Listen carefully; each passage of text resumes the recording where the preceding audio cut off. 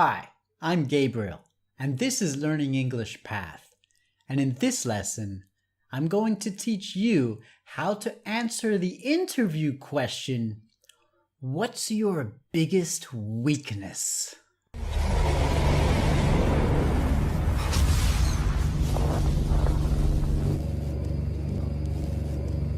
Alright, before we get started answering this dreaded question in an interview for a job, right?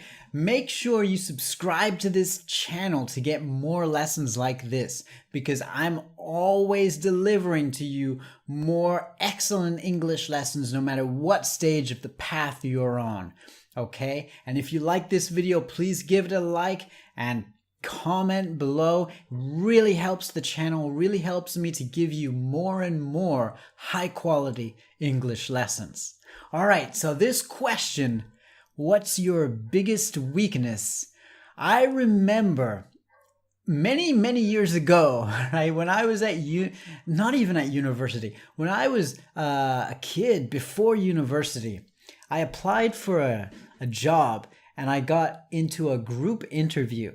Now this was a job for a sports store, okay? Right, selling sports equipment, right? I just needed a job at that time. And it was even just for a Christmas position. So I was only going to get this job over Christmas. It was a seasonal position, right? And like I said, it was a group interview, and the question was, what's your biggest weakness? And I was the first person to have to answer this question. And I didn't know what to say, right? Because you're thinking, you want to sell yourself in an interview. You want to talk about your strengths, right? What you're good at. You don't want to talk about what you're bad at, because then you won't get hired, right? So what I thought was, well, I've got to make myself sound good. So I'm going to say, and here's what I said, sometimes I just work too hard, and I'm so good that I just work too hard. And that's how I answered it and how I ended it, because I didn't know what else to say, right? Do you think I got that job? Not only did I not get the job, but for the rest of the questions, when it was my turn to answer, the interviewer didn't even look at me again. He didn't look at me even one more time after that. He was not impressed by my answer. And why? Why not? Right? What should you say in this situation? Here's the secret.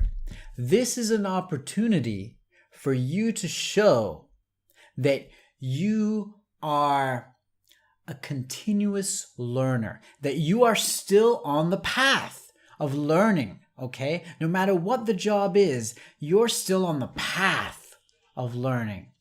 So it's an opportunity to show that you know that you have some improvements that need to be made, and that you are trying your best to make those improvements, and that you want to grow, okay? You have the will to grow, because we all need to grow in some way, right? Nobody's perfect.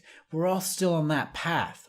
And so I'm going to give you some 5 examples here, okay? So 5 examples of how you might answer this question. Now, ultimately, it's going to depend on your personal set of strengths and weaknesses, right? So don't just copy what I say here, but here's some really good ideas. And it also depends on what job you're applying for, right? But here's the first one. Okay, so what's your biggest weakness? You might say, well, in the past, I've always been too afraid to ask questions when I didn't understand something. Okay, my biggest weakness is probably that if I don't understand something, I'm too scared to ask questions. But I recognize that, and I'm trying my best to understand that I need to ask questions if I'm going to understand something. And I need to have the confidence to ask someone who has experience what to do in situations, right? This will be impressive. Why? Well, because a lot of people have this problem, first of all, and you're acknowledging that you do have the problem and that you are working on it, right? See, that's the key. In this answer, it shows self-awareness, which is very important in an interview. In a job interview, the interviewer wants to know that you are aware of yourself, right? You are self-aware. So self-awareness, and also evidence that you are trying to improve yourself. All right? You're trying to improve yourself. And also, if you can show evidence that you already have improved some of this, that's great. Okay? So another example is you might say, my desk is often not very tidy, not very organized. And the reason for that is because I tend to want to get things done. And so the state of my desk is not on my priority list. I'm trying to get so many things done that at the end of the day, my desk looks a mess. But now I realize that having an organized desk will help me get things done in a more efficient way, a faster way, right? So I'm working on that. And maybe you want to say then, in my previous job, I organized things on my desk in such a way so that my tasks that I had to do were positioned in the order that I had to get them done in that day. Okay, so I'm working on that. That's a good one. Another example is that my time management has not been the best in previous positions because I tend to want to get something done so well that I take too long on getting one thing done, and it takes me forever to get to the next task. And so now I realize that this essentially harms my ability to complete the next task, and I end up running over time, and so I have poor time management. Now, what I've done to try to solve this problem is now I've got myself on a time setting schedule, right? So I set myself a certain time to get each task done, and that prevents me from trying to focus so much on getting little details right and then neglecting the next job that I have to do. Okay, because I have to get something done, and so my perfectionism then gets tempered a little bit. Okay, and the next one could be about delegation. So let's say you're interviewing for, let's say you want to apply for a job as a boss or a manager, right? If you're a manager, you have to delegate jobs to other people. What is delegation? That is when you don't do something yourself, but you give other people those jobs in order to spread out the tasks amongst your team. So you might say, well, one of my greatest weaknesses is I don't delegate very well because I try to take on everything by myself. And so maybe that's a trust issue. And I recognize that that's an issue I have with trusting other people. So what I've done to address that problem is I'm setting up regular weekly review sessions with the workers who I'm managing to make sure that they are properly trained and they understand what they're doing, so that if they do have problems with what I'm delegating to them, then they can tell me about it and they'll trust me. And if they trust me more, then I'll know exactly how good they are at certain duties, and then I can delegate more effectively and I won't have a problem trusting people, right? Okay, and then the last example, let's say you have to use English in your job.